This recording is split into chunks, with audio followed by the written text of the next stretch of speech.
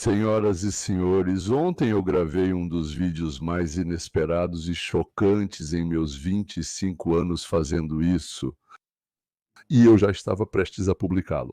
Mas a sensação se somou mais uma sensação, quero dizer, talvez ainda mais escandalosa e chocante. Por isso, hoje escrevi mais algumas coisas. Vocês verão o vídeo de ontem, lá estarei vestido de outra forma e no final haverá um acréscimo que estou gravando hoje. E este é o vídeo. Este material tem relação tanto com políticos quanto com celebridades, psicologia, com a América do século XXI e com presidentes. Em geral, assistam Sensação 1 e depois no final verão Sensação 2. Boa tarde, senhoras e senhores. Aqui quem fala é Leon Weinstein, da cidade de Los Angeles, Califórnia. Eu, honestamente, nem acredito no que vou contar para vocês hoje. Mas não é invenção, tudo está confirmado por fatos, tudo está confirmado por vídeos, áudios e vários outros testemunhos. Nem mais, nem menos. Hoje estamos falando sobre o fato de que talvez Whitney Houston e Michael Jackson foram assassinados. E que foi planejado e feito pela mesma pessoa. Planejado, não sei. Feito. Bem, vamos começar do começo. Hoje, os Estados Unidos acompanham não só a política, e também está acontecendo o julgamento de Didi. Isso significa Sean Combs.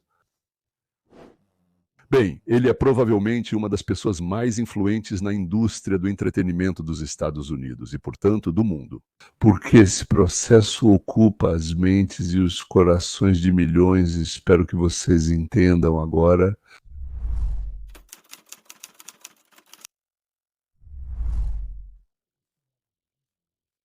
Celebridades de Hollywood estão acostumadas com escândalos e, devido ao seu status, frequentemente se tornam alvo. Mas agora, quando várias acusações estão surgindo em torno de um famoso produtor musical e ícone do hip-hop, ele talvez em breve tenha que responder por suas ações. Ele utilizou seus negócios, colaboradores e pessoas próximas para atingir seus objetivos. Há um ano, Sean Combs estava na Times Square recebendo a chave da cidade de Nova York. Hoje ele foi acusado e vai enfrentar julgamento. O promotor do Distrito Sul de Nova York, Damian Williams, fala sobre Sean Combs, de 54 anos, também conhecido como Diddy, músico, produtor e magnata dos negócios, que se tornou uma das figuras mais notáveis do hip-hop. Nova York, nós conseguimos! Harlem, nós conseguimos! Monteverde, nós conseguimos! Bronx, nós conseguimos! Vamos lá, a chave da cidade. Sim. Mas agora Combs enfrenta uma acusação federal. Ele é suspeito de tráfico de pessoas para exploração sexual e extorsão. Ou seja, Didi trazia garotas para os Estados Unidos da América, ou as levava pelo país, as explorava sexualmente. Além disso, protegia seus colegas no negócio. Como viemos parar aqui? Para responder a essa pergunta, precisamos voltar ao momento em que Combs subiu na escada de Hollywood. Bem aqui no canto. Claro, por favor, entre. Didi nasceu no Harlem. Depois que seu pai foi assassinado, ele entrou em uma escola católica para meninos e depois foi para a Universidade Howard. E foi exatamente nessa época que ele começou a organizar essas festas. E Didi sempre foi a alma da turma. E aí, pessoal, estou entrando ao vivo com vocês de Londres, me sentindo incrivelmente humilde, grato e abençoado. Fui indicado ao Grammy. No final das contas, ele conseguiu um estágio em uma empresa e foi exatamente lá que sua carreira musical começou. O laureado de hoje, o primeiro rapper homem a receber uma estrela na calçada da fama em Hollywood, é Sean Diddy Combs. No Boulevard de Hollywood, uma das estrelas leva o nome dele, uma estrela no Boulevard. Em 1990, ele trabalha como diretor de talentos na Uptown, mas o verdadeiro sucesso chega para ele 3 anos depois, quando ele funda a Bad Boy Entertainment. A partir desse momento, tudo explode. Ele assina com artistas como produtor de grandes nomes como Notorious B.M.G., Usher e Mary J. Blige. É música e moda com a marca Sean John, da qual ele é fundador. Ele estava no auge quando se tratava de música. Ano de 1990, tudo o que ele tocava, ele realmente tinha o toque de ouro. Ele era chamado de garoto de ouro. Ele transformava em ouro tudo o que tocava. Ele teve relacionamentos muito públicos. Tem a Kim Porter, acho que todos lembram do relacionamento dele com Jennifer Lopez. Ele tem 7 filhos e ele realmente se orgulha, pelo menos publicamente, de participar da vida deles como pai. Não é segredo o quanto Combs é notável na indústria musical e de entretenimento. E não apenas graças ao seu próprio trabalho. Ele simplesmente sabia encontrar talentos. Em certo momento, Didi estava com o dedo no pulso da carreira de cada um. Parecia que todo artista de sucesso em algum momento tinha vindo da Bad Boy. Ele cria uma imagem de si mesmo que faz as pessoas desejarem estar em seu lugar, vivendo a vida dos sonhos. Tudo é glamuroso, você viaja pelo mundo, descansa em iates, se veste bem. Ele era famoso por suas festas. O problema é que quando você tem essa cultura e não há pessoas que te digam não, não há limites nem mentores, tudo vai ficando cada vez mais extremo. As festas do Didi são as melhores. Simples assim. É isso aí. À medida que a fama e a fortuna de Combs cresciam, Ross e seu círculo social também aumentavam. E os boatos sobre suas tristemente famosas festas se espalhavam rapidamente. Eu tenho muita coisa que não posso contar, então... isso também não posso contar. Todos sabiam das tristemente famosas festas de Didi. E em algum momento todos queriam ir para essas festas, porque todos os mais famosos iam lá. A lista inteira. Você pode citar as celebridades que iam lá? No entanto, havia rumores de que essas festas, frequentadas pelas maiores estrelas do show business, não eram exatamente eventos sociais comuns. Diziam que elas tinham um lado obscuro. Ou seja, depois de Epstein, começaram a expor outros especialistas em agradar os poderosos e ricos. Sempre circularam rumores e fofocas sobre o que acontecia nas festas do Didi depois da meia-noite, como tudo podia ficar realmente insano lá, além de casos de abuso sexual e outros abusos. Esses rumores e histórias surgiam rapidamente, mas logo desapareciam nas sombras. Muitos fechavam os olhos para isso ou achavam que essas histórias eram loucas demais para serem verdade. A atenção também era atraída pelo seu papel de mentor e pela interação com estrelas em ascensão.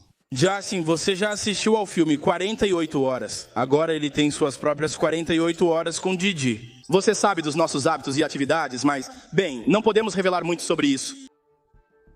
Mas vou dizer o seguinte, isso definitivamente é o sonho de qualquer eu de 15 anos. Não sou o responsável oficial dele, mas nas próximas 48 horas ele estará comigo. E pretendemos nos divertir ao máximo, enlouquecer mesmo. Meninas, meninos, 13 anos, 15 anos. Em breve, Games e Ventura vão tornar público o seu relacionamento, mas alguns anos depois eles de repente terminam.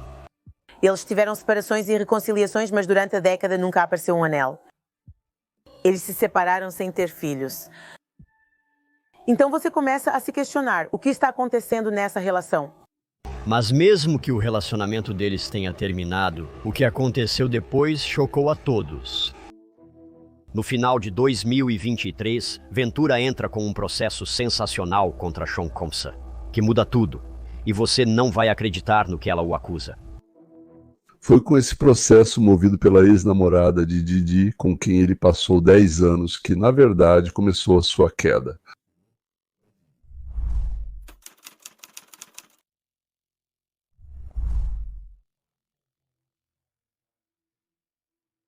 Resolvi, United States Dólares, 425 bilhões, Didi está bem, mas teme que eu o desmascare. Eu vi cocaína líquida, eu mesmo usei enquanto fazia sexo com Didi e Cassie. Entendi, isso é ruim, ele está sempre bebendo. Em algum momento, Sean Diddy Combs foi um dos magnatas do hip-hop mais ricos. Anos no centro das atenções trouxeram para ele tanto sucesso quanto fracassos. Mas ele aparentemente sempre saía ileso de todas as situações. Até o ano de 2023, quando sua poderosa influência começou a ruir em meio a um escandaloso processo judicial. Uma coisa é dar uma entrevista ou escrever algo na internet e acusar alguém, mas quando aparece um processo judicial, isso, na minha opinião, é um passo muito, muito sério. Cassie demonstrou uma coragem incrível ao colocar sua história no papel. Em sua ação civil, Cassie afirmou que foi vítima de violência, agressão sexual e estupro por parte de Didi. Cassie afirmou que foi vítima de exploração sexual, que foi forçada a ter relações sexuais com homens prostitutos, que foi ameaçada e que sofreu violência. Basicamente, ela afirma que tudo isso foi um grande esquema criminoso contínuo. Do processo de Cassie, soubemos que ela tentou namorar o rapper Kid Cudi e que Didi Jacoby explodiu o carro dele e disse a ela que pretendia fazer isso. Dizem que ela realmente sofreu com o tratamento cruel dele, de uma forma muito severa. É evidente que ela precisou de anos para criar coragem e falar sobre isso. Na onda do movimento, quando falamos sobre acreditar nas mulheres e nas vítimas, muitas pessoas não acreditaram em Cassie. Naturalmente, inúmeros fãs de Didi achavam que ela estava inventando, que queria apenas pegar uma fatia do bolo. Mas começaram a surgir outros testemunhos. O processo de Ventura, apesar de rapidamente resolvido, desencadeou uma série de eventos subsequentes. Várias outras pessoas também entraram com processos e fizeram suas próprias acusações, entre as quais uma em particular causou bastante surpresa. Provavelmente a pessoa mais famosa entre eles foi Rodney Jones, um produtor musical. No processo civil de Rodney Jones, ele afirma que houve prostituição, tráfico de pessoas no esquema de rica e possivelmente tráfico de menores. Ele próprio foi uma vítima, porque também foi forçado a praticar atos sexuais. Pare de brincar, ouviu, Parenhã? Vamos falar rapidamente sobre o nosso assunto. Quero esse cheque, tá? Sem nenhuma harmonia humana, só estou falando como um rapper de vibe. Quero esse dinheiro até segunda-feira. Little Rod fala em detalhes sobre violência, ameaças, roubo de dinheiro de Little Rod e sobre como Didi simplesmente o descartou, considerando-o um esquisitão puxa-saco que só está tentando conseguir dinheiro. Mas ele confirma o que Cassie disse. Acho que depois que o processo da Cassie foi resolvido, outras pessoas também começaram a entrar com ações judiciais, na esperança de que seus casos também lhes trouxessem um grande pagamento. Don Richard também afirma que foi testemunha de Combs tendo relações sexuais com jovens garotas. Mas então veio o maior escândalo de todos. Em 17 de maio de 2024, é publicado um vídeo de câmeras de segurança de 2016 no qual, aparentemente, Combs agride brutalmente Cassandra Ventura no corredor de um hotel. Quando eles viram aquele vídeo dela no hotel e como Didi a espancava e chutava no rosto, ele realmente a chutou no rosto. Isso mudou completamente a percepção sobre essas acusações e, eu acho, convenceu todo mundo de uma vez por todas. Ah, não?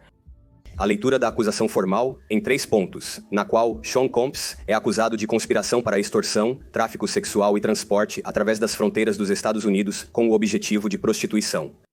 6 meses após as buscas nas casas de Sean Diddy Combs e uma onda de processos judiciais, em 16 de setembro de 2024, o autoproclamado Mauzão para sempre foi oficialmente preso sob acusações federais.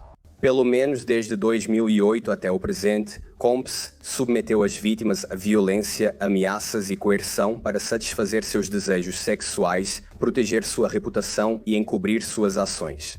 Sean Combs liderou e participou de uma conspiração criminosa ligada ao crime organizado, usando seu império empresarial para realizar atividades ilícitas, incluindo tráfico de pessoas para exploração sexual, trabalho forçado, sequestro, incêndios criminosos, suborno e obstrução da justiça.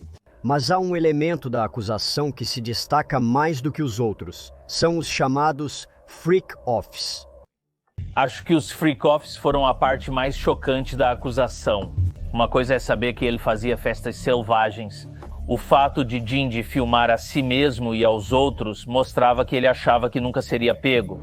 Ele usava força, ameaças de força e coerção para obrigar as vítimas a participar de apresentações sexuais prolongadas com homens que eram trabalhadores do sexo comerciais, alguns dos quais ele transportava através das fronteiras dos Estados Unidos e frequentemente gravava isso em vídeo.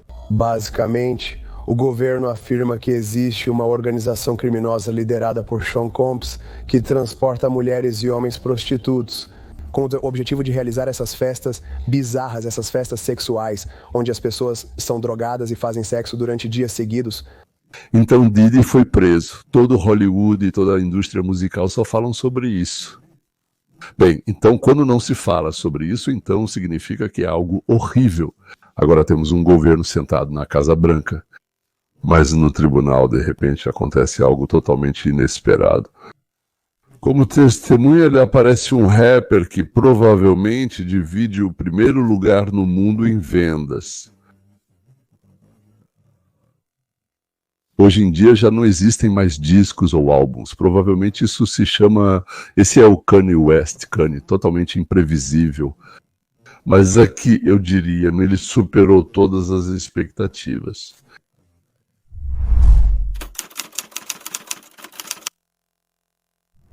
Kanye West apenas... que virou o salão de cabeça para baixo. O que começou como um testemunho contra os supostos crimes de Didi se transformou em algo muito mais explosivo. Kanye acusou Clive Davis de organizar a morte de Whitney Houston. O juiz ficou atônito, os promotores não sabiam o que dizer. E o público? Silêncio. E nada mais, nada menos.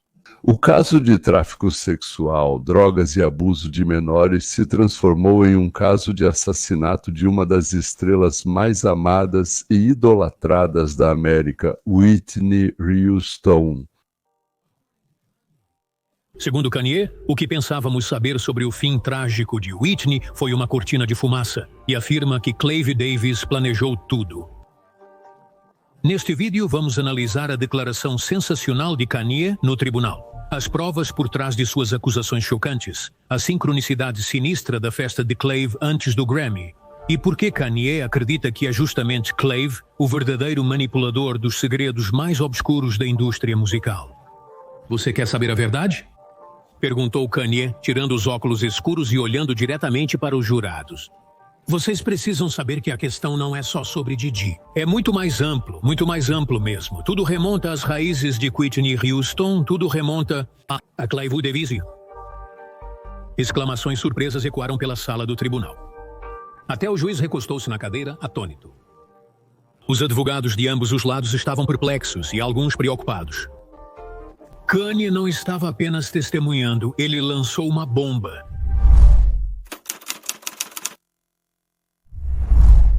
Durante 14 anos, moramos em uma grande casa em um lugar chamado Woodland Hills, que fica nos arredores de Los Angeles, com 7 quartos, quadra de tênis, uma piscina quase do tamanho olímpico e despesas muito altas com irrigação do terreno. Nossos vizinhos eram os Kardashian. A maioria das pessoas nos Estados Unidos e até os jovens de fora conhecem o ramo mais jovem dos Kardashian. E pelo nosso campo de tênis, sempre passavam para lá uns caras bem engraçados, na minha opinião, garotas e rapazes com argolas no nariz, nos lábios, nos dentes, com cabelos pintados, tatuagens em lugares incrivelmente desconfortáveis, na minha opinião, do corpo. Eles passavam por nós porque meu neto mais velho, na época ele tinha 15, talvez 16 anos, era amigo de alguém da mesma idade da família Kardashian. Certa vez entrei no quarto dele. Nós, por assim dizer, morávamos no segundo andar e a minha filha com o filho, eles então no primeiro.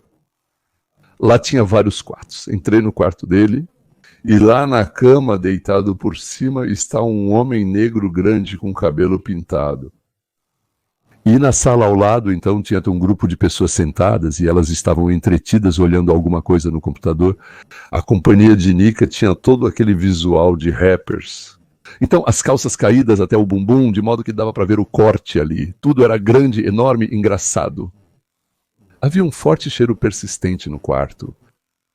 Na verdade, boas maconhas não são baratas.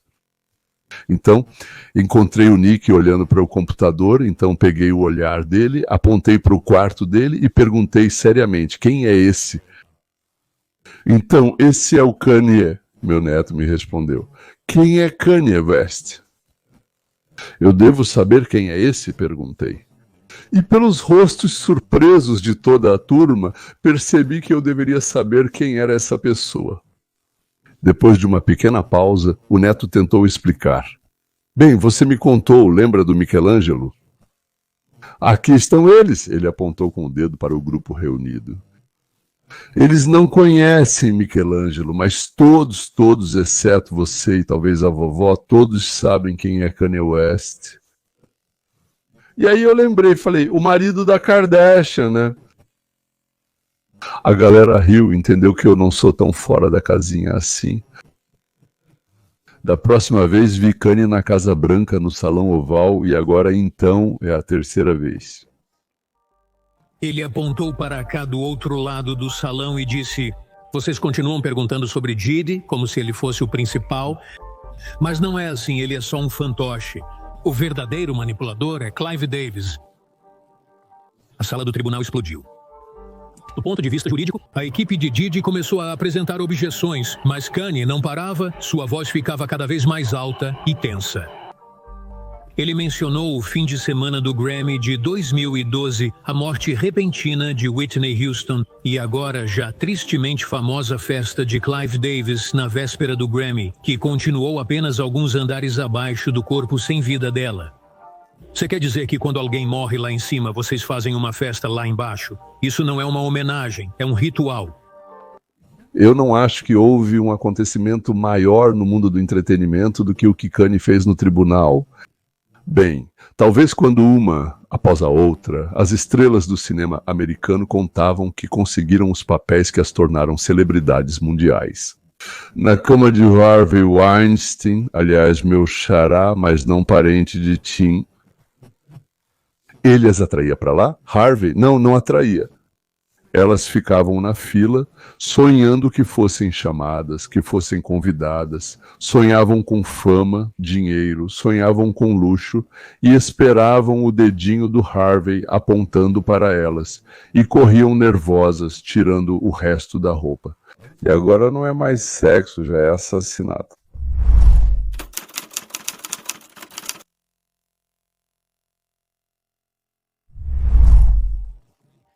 Então Kanye descreveu como de acordo com... Em sua opinião, a indústria musical é controlada como uma organização secreta com pervertidos que decidem quem vai viver e quem vai morrer. Segundo ele, Whitney estava prestes a revelar algo muito mais profundo. Ela sabia demais. Ela estava tentando escapar. E quando você tenta escapar, eles te destroem, afirmou ele. No tribunal, fez-se silêncio. Os jurados estavam sentados com os olhos arregalados. Alguns se inclinaram para frente, outros estavam chocados. Kanye transformou o que deveria ser um testemunho de acusação contra Diddy em uma denúncia completa de Clive Davis e da indústria, supostamente construída sobre vítimas e silêncio. Ao abrir essa porta, Kanye se recusou a fechá-la. Ele transformou toda a sua fala em um manifesto improvisado contra Clive Davis, traçando paralelos sinistros entre o que aconteceu com Whitney Houston e o que, na opinião dele, quase aconteceu com ele mesmo. Você já se perguntou por que todas as lendas morrem pobres, doentes ou sozinhas? Perguntou ele na sala do tribunal. Porque eles nunca controlaram a própria vida. Eles eram manipulados, eram guiados, eram empurrados e quando saíam dos limites eram eliminados. Eu não consigo imaginar o que estava acontecendo na sala do tribunal. Como aqueles que estavam lá captavam cada palavra, tentando memorizar, para depois contar isso por toda a vida. Kanye relatou os eventos ocorridos em 11 de fevereiro.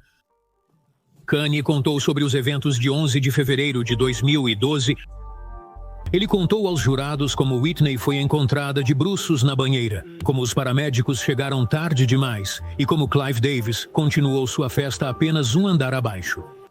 Isso não foi luto, isso não foi respeito, isso foi arrogância, foi uma demonstração de poder em toda a sua glória, disse ele. Ele afirmou que Whitney tentou avisar os outros. Kanye fez referência a um vídeo que se tornou viral, onde Whitney interrompe uma entrevista 2 dias antes de sua morte, sussurra algo para Brandy e supostamente pronuncia a palavra afogada. Você acha que ela não sabia? Perguntou. Kanye pediu ajuda, mas ninguém respondeu. Então ele apresentou mais, uma afirmação ainda mais preocupante.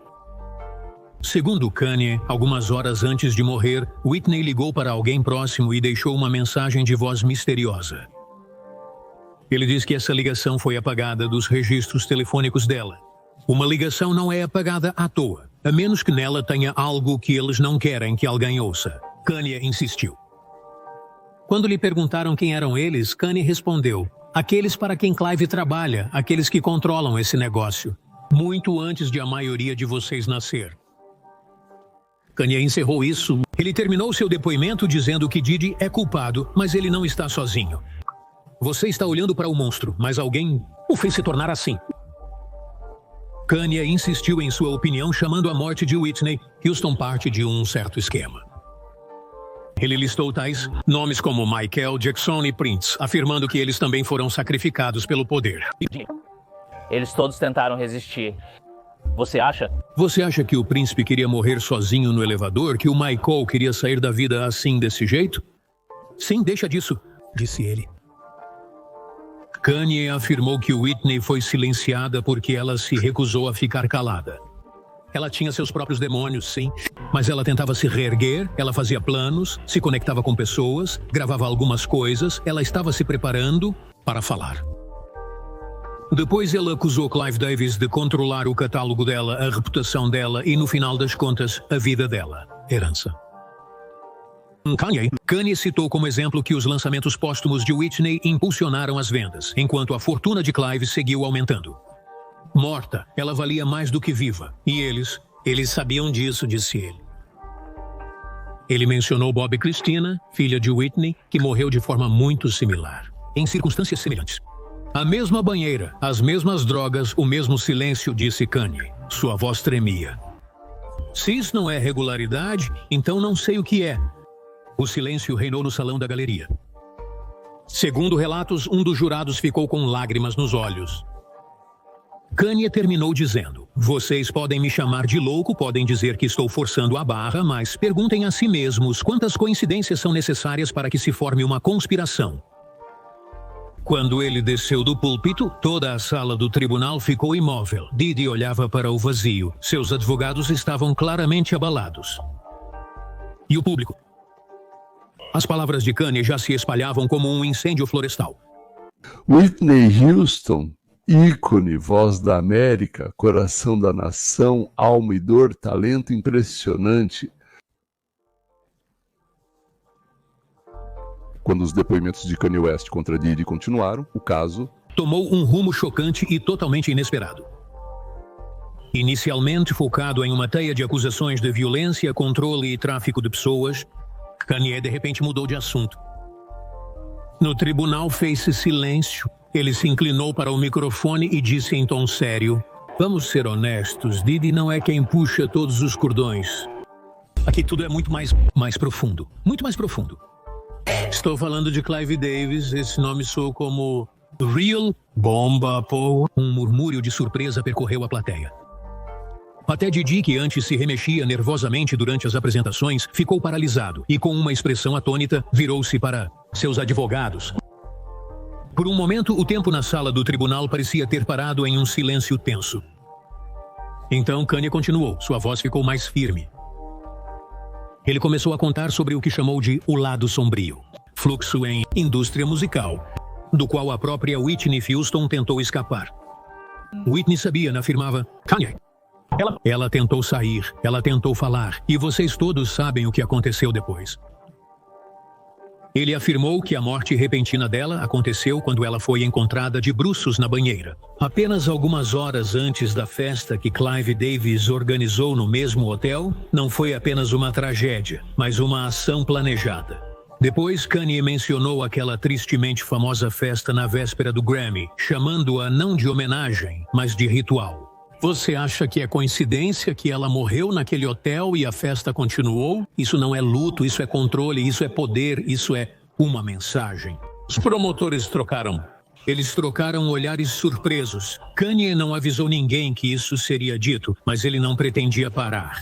Aquela festa era só uma fachada. A verdadeira celebração não estava lá embaixo, ela estava lá em cima. Aquela mulher já tinha partido, e eles sabiam que ela não estava mais ali. Eles dançavam enquanto ela jazia lá em cima, fria. Clive sabia, todos sabiam, mas ninguém disse nada. Nesse momento, Diddy estava claramente abalado, mas não por causa das acusações de Kanye contra ele. Isso o deixou fora de si. O próprio desvio de foco de Kanye. Ficou claro que nos bastidores havia uma figura ainda maior por trás de tudo, e na opinião dele, essa figura era Clive Davis. Advogados de defesa. Os advogados de defesa contestaram, tentando reverter o depoimento. Paradite. Mas o juiz permitiu que Kanye concluísse seu pensamento, já que suas declarações diziam respeito à cultura do medo na indústria, que era um tema central do caso. Em conclusão, Kanye olhou por toda a sala. Ele olhou para cá e perguntou: querem saber por que não aconteceu comigo o mesmo que com Michael Jackson ou Whitney? Porque eu parei de jogar pelas regras deles. Ele fez uma pausa e então disse a frase mais assustadora do dia. Clive Davis não é um mentor, ele é um arquiteto. E os projetos dele são feitos de silêncio e banheiras. Após a declaração polêmica de Kanye, os funcionários da justiça reexibiram trechos de documentários e depoimentos de testemunhas sobre a noite da morte de Whitney Houston. Objetivo: verificar ou refutar a hipótese de Kanye de que a morte de Whitney não foi acidental. Os jurados observavam em silêncio as imagens das câmeras de segurança que registraram o desenrolar caótico dos fatos no hotel Beverly Hilton. Sua assistente encontrou o corpo às 15h30 e já às 17h55, Whitney Houston foi oficialmente declarada morta. Mas o que mais impressionou não foi a programação dos eventos, era na atmosfera depois do que aconteceu. Apesar de a morte, Whitney pré-Grammy, festa de Clive Davis, correu conforme o planejado. Algumas horas depois, no mesmo hotel, testemunhas, como funcionários e seguranças do hotel, afirmaram que o corpo dela ficou no quarto no andar de cima. Enquanto as celebridades dançavam, posavam para fotos e erguiam taças de champanhe. Alguns convidados dizem que só souberam da morte dela no dia seguinte. Outros disseram que souberam do ocorrido e ficaram horrorizados pelo fato de a festa não ter sido cancelada. Um antigo amigo da Whitney contou no tribunal. Ela nunca teria querido que o show continuasse. Não era ela, eram eles.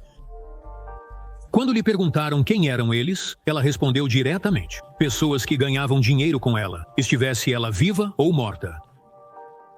Em seguida, no tribunal, foram exibidos trechos de uma entrevista tristemente famosa, na qual Whitney interrompe uma apresentação midiática de Clive com Brandy e Monica. As imagens exibidas 2 dias antes de sua morte mostram Whitney entregando um bilhete para Brandy e repetindo várias vezes a palavra afundar. Os espectadores ficaram impressionados. Um dos especialistas analistas disse aos jurados que tal repetição neste contexto pode indicar uma sensação de pressentimento ou medo. Como se ela soubesse, disse ele. As primeiras declarações de Kanye começaram a parecer não apenas um surto selvagem de emoções, mas sim um elo de ligação. Especialmente quando leram em voz alta uma antiga entrevista de Chaka Khan, onde ela descreveu a festa de Clive como uma completa loucura, afirmando que aquilo parecia mais um sacrifício do que um tributo à memória. A insinuação era sombria. A morte de Whitney era conhecida, esperada e, de certa forma, inquietante, reconhecida não com luto, mas com celebração. Clive Davis recusou-se a testemunhar no tribunal, alegando problemas de saúde. Mas isso não impediu os promotores de prestar atenção à aparência externa do que estava acontecendo e ao dinheiro. Após a morte de Whitney, as vendas de seus álbuns dispararam. Os acordos de licenciamento foram revisados. Os royalties começaram a ser pagos. A máquina póstuma entrou em operação. E quem se tornou o principal beneficiário desse surto financeiro? Clive Davis. Nesse momento, o tribunal já tinha se recuperado do choque. Mas ninguém esperava que Kanye voltasse ao tribunal para uma segunda rodada de depoimentos, desta vez com um objetivo específico. No fato de que os observadores, Kanye expandiu as acusações que chamaram de bomba cuidadosamente calculada. Clive Davis não apenas puxava as cordas, ele usava Diddy. A sala do tribunal explodiu. Os advogados de Diddy começaram a gritar, expressando protestos exigindo explicações sobre a relevância, mas Kanye insistiu que Diddy era um bode expiatório, uma cortina de fumaça. Aquele que eles usaram para se aproximar de pessoas como Whitney, como Michael. E, se não acredita em mim, pergunte Fahim Muhammad. O nome Fahim Muhammad imediatamente chamou a atenção. Ex-chefe. O chefe de segurança tanto de Michael Jackson quanto de Diddy, Fahim já foi mencionado no processo civil de Lil Rod como alguém capaz de fazer pessoas desaparecerem. E problemas. Kanye afirmou que Fahim não era apenas um segurança. Ele era um curador, uma pessoa que com precisão incrível passou do círculo de Jackson para o círculo Diddy. Então, Kanye fez sua declaração mais acusatória. Eu ouvi a gravação da última ligação telefônica de Michael e adivinha sobre quem ele estava tentando alertar as pessoas. Não sobre o Dr. Miuri, não sobre Sona, mas sobre Clive Davis. Suspiros de surpresa percorreram a sala. Segundo Kanye, nas últimas semanas de vida de Michael, ficou paranoico, e não sem razão. Ele acreditava que estava sendo vigiado, que estavam gravando ele e controlando ele. Michael, ele disse, eles estão vindo atrás de mim, e ele quis dizer o Clive, não no sentido figurado, não como uma insinuação. E agora ele finalmente disse que Michael Jackson também foi morto por ordem de Clive Davis. Depois, os promotores exibiram um vídeo antigo de Scanny, em que ele disse: as pessoas que fizeram Michael desaparecer são as mesmas que estão tentando me silenciar. O tribunal está agora profundamente imerso na história. Kanye observou como as conexões entre figuras influentes da indústria, curadores e mortes inexplicáveis começaram a aparecer não apenas especulações, mas algo muito mais sinistro. Era essa uma teoria da conspiração ou a última tentativa desesperada do artista de recuperar a verdade? Agora, essa era a questão diante do júri. Quando Kanye West deixou o banco das testemunhas, ouviu-se um murmúrio na sala do tribunal, mas a acusação não parou por aí.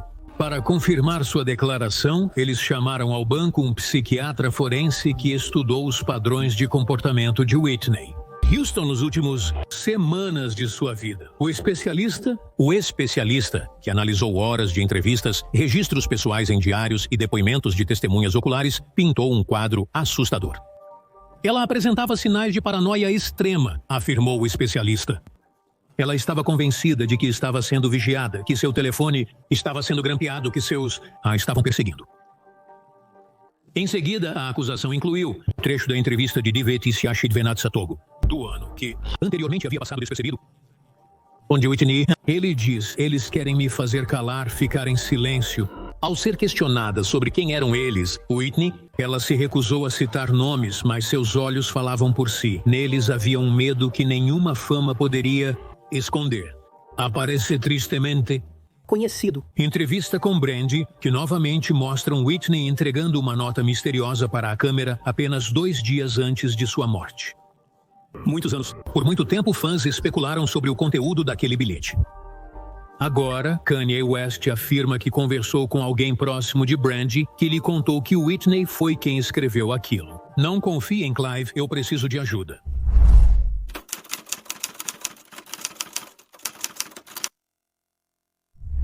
Senhores, não sei o quanto esses nomes interessam a vocês. Whitney Houston, Michael Jackson, Prince, Kanye West, Diddy.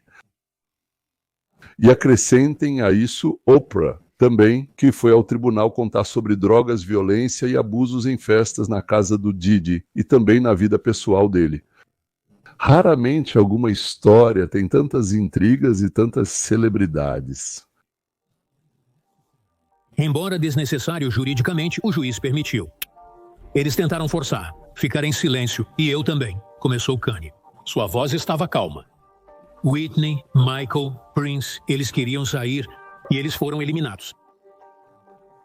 Ele acusou a indústria musical de agir como um cartel, chamando Clive Davis de manipulador e Diddy de executor. Kanye afirmou que Diddy não organizou aquela festa por vontade própria. Ele a organizou porque foi forçado. Esse é o resultado de fazer um pacto exclusivo com demônios. Kanye apontou novamente para Fahim Muhammad, afirmando que ele é o elo comum entre a queda de Michael Jackson e o atual escândalo envolvendo Diddy. Como um jovem de 20 anos recém-formado em uma escola de negócios se torna segurança de Michael Jackson e depois de Diddy. Ou ele é um gênio, ele é um manipulador das sombras.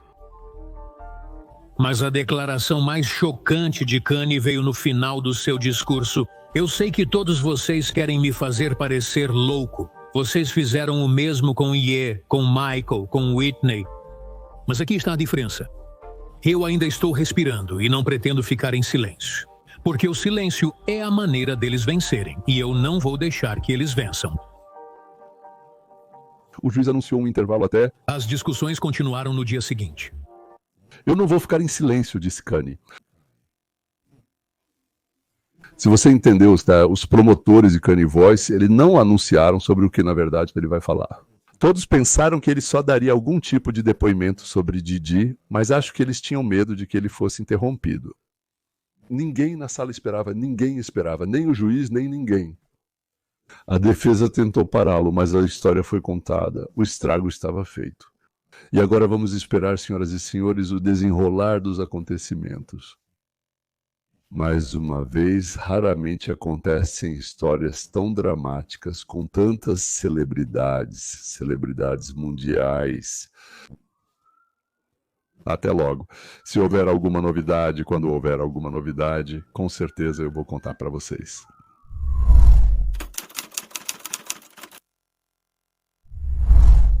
E aqui está uma novidade, e eu já estou contando para vocês. Vamos começar com a entrevista de Obama sobre seu terceiro mandato, que foi lembrado por Benny Johnson. E agora, você gostaria de ter um segundo ou terceiro mandato? Sabe, se eu pudesse arranjar tudo de um jeito que eu tivesse um dublê, homem ou mulher, e eles tivessem um fone de ouvido no ouvido, e eu só ficaria sentado no meu porão de calça de moletom, assistindo materiais e poderia meio que soprar as falas, enquanto outra pessoa cuidaria de toda a conversa e das cerimônias. Isso me serviria perfeitamente. Uau. Incrível. É um pequeno reconhecimento maravilhoso. É impressionante como algumas pessoas sempre precisam estar em evidência, sentindo necessidade de se exibir. Essa é a essência da banalidade do mal. Ela está diante dos seus olhos. Ou seja, a história com Biden foi planejada e realizada por alguém. Bem, seja sob a liderança ou com a participação de Barack Obama. Mas vamos em frente. Nós falamos sobre escravas sexuais, sobre estupros em grupos, sobre drogas e, no final, sobre assassinatos. Talvez tudo isso seja verdade. Bem, talvez não, mas vamos continuar assistindo. O fiozinho está se desenrolando ali. Aqui está o vídeo que vou mostrar. A gravação foi feita em 2018, ou seja, no ano de 2018, fica claro que este é o governo do presidente número 45. Ator de Hollywood. Terrence Howard afirma que homens de programa contratados, depois de receberem uma boa dose de drogas, transaram com o jogador de basquete LeBron James e o ex-presidente Barack Obama. Existe um tal Jay-Z, que é cantor, e muitos outros. A ex-namorada de Diddy, Cassie Ventura, que foi a primeira a processá-lo, confirmou que a pessoa que atirou no Hotel Trump foi Julian Oddy.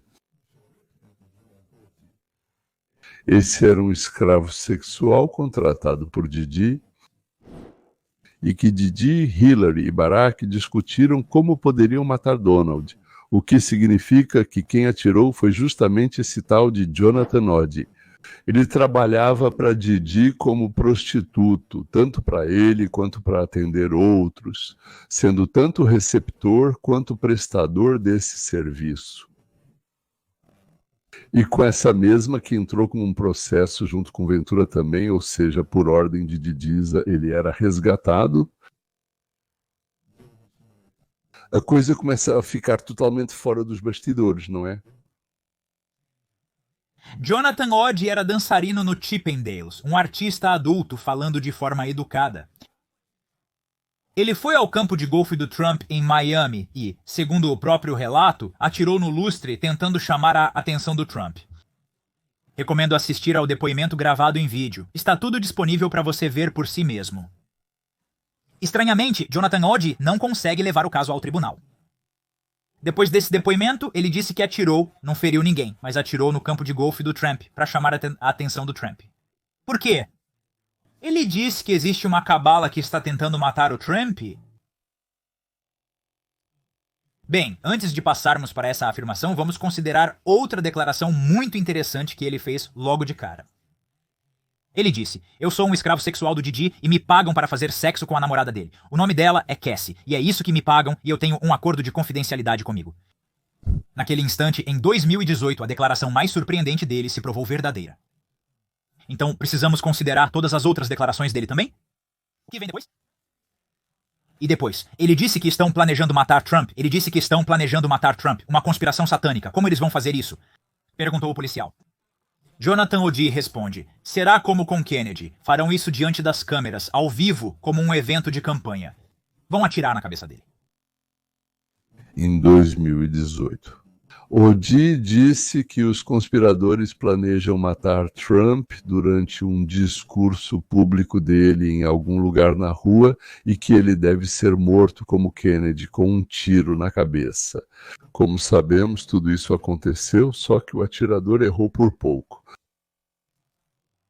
Ele conta que Obama e Hillary fazem parte de um culto satânico predatório, parecido com os Illuminati.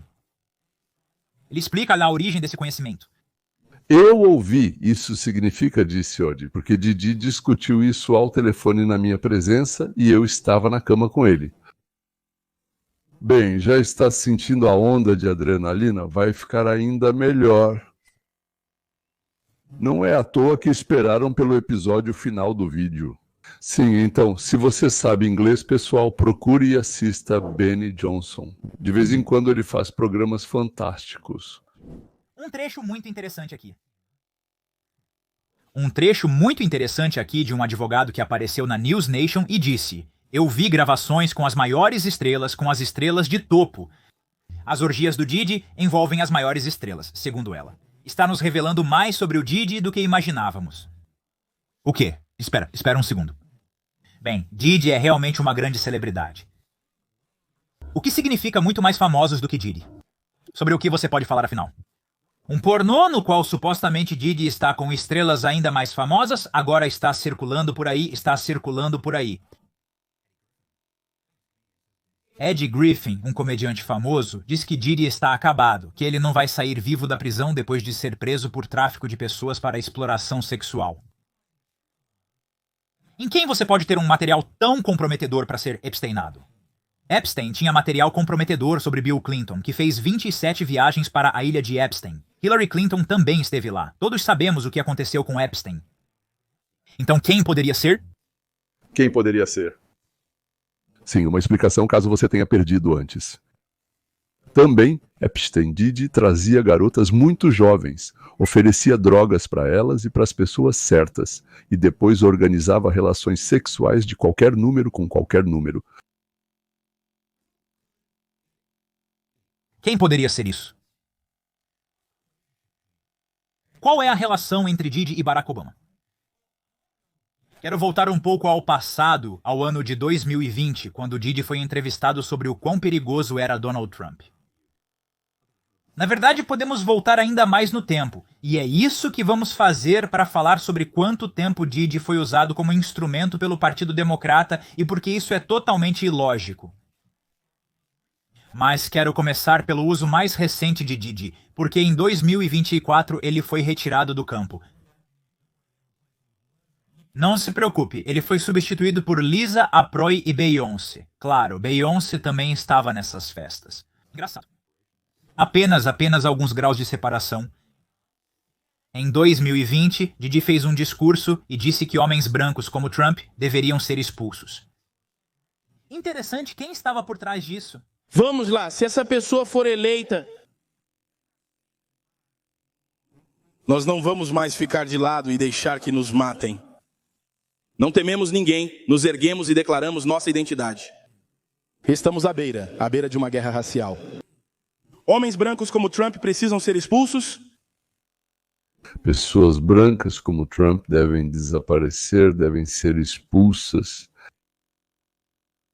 E aqui, aliás, a então desconhecida Dina entrevista o ainda desconhecido Barack Obama, na época candidato ao Senado.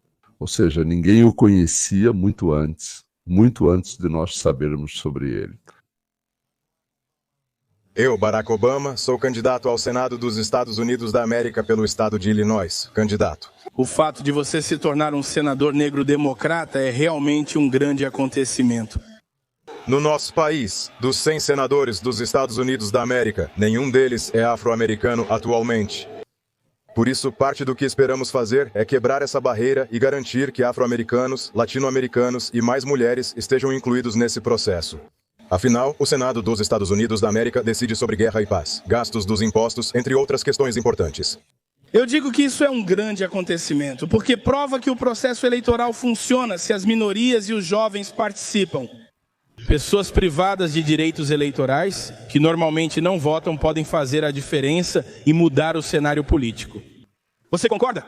Absolutamente. Ouça, você sabe, você é uma força inspiradora para os jovens em todo o país. Não, lembra a cooperativa ao zero. E agora vai começar a aparecer um banho com garotas nuas. E eu só quero dizer o quanto eu valorizo o Puff Daddy pelo trabalho que ele faz, porque ele realmente não precisa fazer isso. É verdade, mas por isso é tão importante retribuir à sociedade. Antes de tudo, nós aplaudimos. Peço desculpas por não suar, mas é que faço isso com muita frequência. Sou incrível e quero que vejam tudo isso. Todos que eu entrevisto suam e eu nem enxugo a testa. Eu sou tão incrível. Quero pedir desculpas. Não estou tentando te colocar em uma situação ruim, é que sou tão incrível. Nós. Ele está de camiseta. Acredite, se ele estivesse usando uma das roupas de grife que ele mesmo desenha, estaria suando tanto quanto eu. Olha como você está brilhando. Olha como você está suando muito. O que aprendemos, no caso do Didi, é que essas orgias de vários dias do Didi eram obcecadas por quanto as pessoas suavam, por quanto elas brilhavam, eu não sei. Sim, desculpa, isso é nojento. É justamente isso que descobrimos no julgamento. Ele está sempre obcecado com quem está suando e brilhando. Por isso havia tanto óleo de bebê lá. Além disso, o óleo de bebê era usado como uma forma de introduzir a droga para estupro durante a visita íntima no organismo sem comprimidos. Sean Diddy Combs tomava drogas todos os dias que vinham na forma de Obama. Desculpe, o que você acabou de dizer? Tudo bem, vamos continuar e ler. Segundo o traficante Didi, ele não só encomendava drogas na forma de Obama.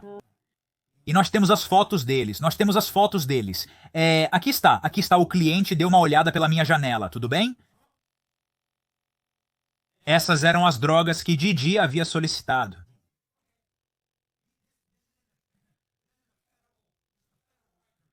Sim. Desculpe por isso. Tudo bem. É isso. Agora isso está nos registros federais, certo? Eles conseguiram obter isso. E também nos registros federais aparece o narcotraficante Didi, isso é do relatório judicial. Aqui está. O promotor dos Estados Unidos da América pergunta ao narcotraficante Didi: você conheceu muitas pessoas? Oh, sim, claro, até mesmo com ex-presidentes. Uau, com qual? Com o ex-presidente Barack Obama. Ah, entendi. Vamos mudar de assunto. É por isso que fico irritado, pois isso não é transmitido na televisão. É exatamente o que está acontecendo. Esta é a transcrição de ontem. Você já pegou drogas pra Comsa? Ah, sim, o tempo todo. Uma coisa, depois outra e assim por diante. O governo federal encerrou tudo imediatamente após saber do encontro entre o traficante Didi e Obama. Sean Diddy Combs usava drogas na forma de Obama todos os dias. E você sabe, aliás, quem está liderando a acusação contra Didi agora? O promotor principal foi substituído neste, ou seja, o promotor-chefe deste caso foi trocado pela filha de Comey, aquele mesmo James Comey, que agora está sendo investigado por 8.647 ex-diretores do Federal Bureau of Investigation, porque ela foi enviada. E ela foi enviada para garantir que, Deus me livre, nada sobre Obama, nem os Clintons e outras figuras importantíssimas apareça na imprensa, mas acaba aparecendo. E aqui está a entrevista mais estranha com John Legend e sua esposa. O repórter perguntou a John: qual foi o lugar mais estranho onde você já fez sexo? Sua esposa tomou a iniciativa. A melhor... tudo bem. Provavelmente é a história com Obama. John, o que você... Por favor, meu Deus. John, o que sua esposa está falando? Não sei. Essa coisa com Obama, como assim? Não vamos falar sobre isso. Que coisa é essa com Obama? E a cena final do Benny?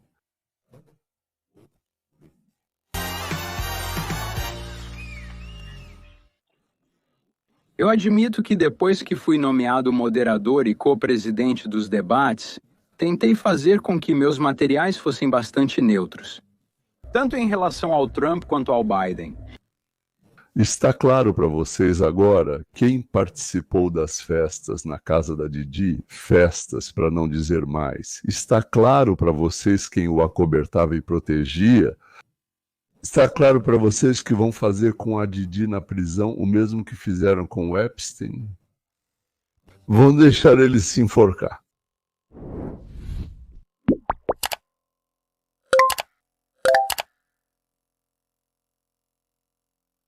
Continua.